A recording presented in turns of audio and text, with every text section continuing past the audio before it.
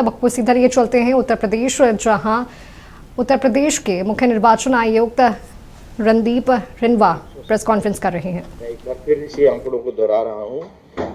6 जनवरी 2026 जिस दिन हमारी मसौदा मतदाता सूची प्रकाशित हुई और दावा आपत्ति अवधि प्रारंभ हुई, और 6 मार्च 2026 कल जब हमारी दावा आपत्ति अवधि समाप्त हुई है, इन तिथियों को और इन तिथियों के बीच में कुल लगभग 2 महीने में पूरे उत्तर प्रदेश में कुल फॉर्म 8 प्राप्त हुए हैं। सभी श्रेणियों के मिलाकर 16,33,578। पुरुषों के द्वारा जो फॉर्म 8 भरे गए हैं वो है 9,40,512। महिलाओं के द्वारा जो फॉर्म 8 भरे गए हैं वो है 6,92,939। तृतीय लिंग के मतदाताओं द्वारा जो फॉर्म 8 भरे गए हैं वो है 127। और अगर हम 27 अक्टूबर 2025 जिस दिन घोषणा हुई भारत निर्वाचन आयोग द्वारा कि SIR यूपी में प्रारंभ होगा, उस दिन से जो अगर हम फॉर्म की गिनती करें तो हमारे कुल फॉर्म 8 है पूरे उत्तर प्रदेश में 27 अक्टूबर 2025 से लेकर 6 मार्च 2026 तक 22,55,475। पुरुषों द्वारा भरे गए हैं 13,38,315। महिलाओं द्वारा भरे गए हैं 9,16,951। तृतीय लिंग के मतदाताओं द्वारा भरे गए हैं फॉर्म 8 27 अक्टूबर 2025 से 6 मार्च 2026 के बीच में 209। चौथा महत्वपूर्ण फॉर्म है फॉर्म 6A, 6क या 6A। ये है उन व्यक्तियों द्वारा जिन्हें ओवरसीज इलेक्टर्स कहा जाता है, जो भारत के नागरिक हैं, शिक्षा के लिए, नौकरी के लिए ये बाहर गए हैं, देश से बाहर किसी अन्य देश में, लेकिन इन्होंने किसी अन्य देश की नागरिकता नहीं ली, भारत के नागरिक बने हुए हैं। ऐसे लोग भी भारत में मतदाता सूची में उनका नाम रह सकता है।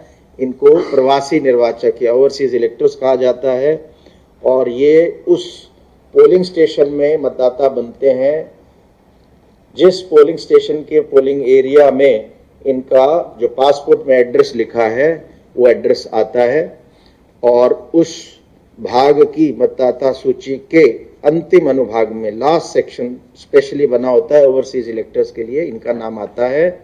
इनको एपिक कार्ड नहीं मिलता। ये अगर इलेक्शन के समय भारत में आएंगे तो अपना ओरिजिनल पासपोर्ट लाके उसके माध्यम से अपनी पहचान सुनिश्चित करके वोट डाल सकते हैं। ऐसे निर्वाचक जिन्होंने फॉर्म 6A भरा 6 जनवरी 2026 से लेकर 6 मार्च 2026 तक दावा आपत्ति अवधि के दौरान कुल मिला के उत्तर प्रदेश में 2,624 फॉर्म 6AA आए हैं, जिसमें पुरुष मतदाताओं द्वारा 2,199 फॉर्म 6A भरे गए हैं।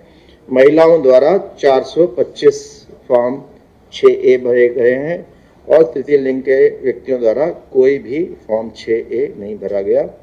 अगर यही आंकड़ा 27 अक्टूबर 2025 से 6 मार्च 2026 तक देखें तो पूरे उत्तर प्रदेश में इस अवधि में कुल मिलाकर 4,540 फॉर्म 6A आए हैं, जिसमें पुरुषों ने 3,686 फॉर्म 6A भरे हैं, महिलाओं ने 854 फॉर्म 6A भरे हैं। तृतीय लिंग के व्यक्तियों द्वारा कोई भी फॉर्म 6A इस अवधि में नहीं भरा गया है। निर्वाचन के दौरान राजनीतिक दलों द्वारा भी लगातार सहयोग दिया गया, सक्रिय सहयोग किया गया। ये जो हमने बांटनी है प्रेस को, वो आ गई आपकी आ रही। उसमें हमारे उत्तर प्रदेश में अगर हम देखें तो मान्यता प्राप्त राजनीतिक दल राष्ट्रीय स्तर के हैं 6, और उत्तर प्रदेश राज्य में राज्यीय दल हैं 2। कुल मिला के 8 मान्यता प्राप्त राजनीतिक दल हैं उत्तर प्रदेश के संदर्भ में।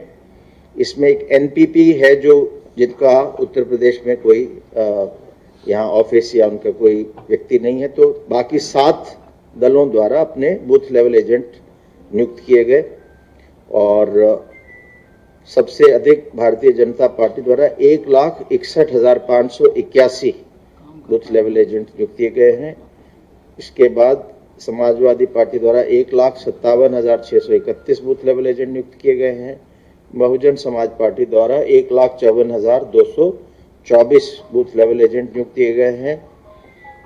आम आदमी पार्टी द्वारा 6,400, भारतीय राष्ट्रीय कांग्रेस द्वारा 97,153 97,153 बूथ लेवल एजेंट नियुक्त किए गए हैं। आम आदमी पार्टी द्वारा 6,480 बूथ लेवल एजेंट नियुक्त किए गए हैं। अपना दल सोनेलाल द्वारा 5,493 बूथ लेवल एजेंट नियुक्त किए गए हैं और भारतीय कम्युनिस्ट पार्टी मार्क्सवादी द्वारा 315 बूथ लेवल एजेंट नियुक्त किए गए हैं। इस प्रकार इन सारे 7 दलों द्वारा मिलाकर पूरे उत्तर प्रदेश में 5,82,877 5,82,877 बूथ लेवल एजेंट्स अपॉइंट किए गए हैं और इन बूथ लेवल एजेंट्स के साथ गणना चरण के दौरान हमारे बूथ लेवल अधिकारियों ने जब जो नाम अनकलेक्टेबल थे, जिनका नाम जा रहा था, वो लिस्टें शेयर की थी और दावा आपत्ति अवधि में और उससे पहले बूथ लेवल एजेंट्स के माध्यम से फॉर्म 6, 7, 8 भी वो कलेक्ट करके दे सकते।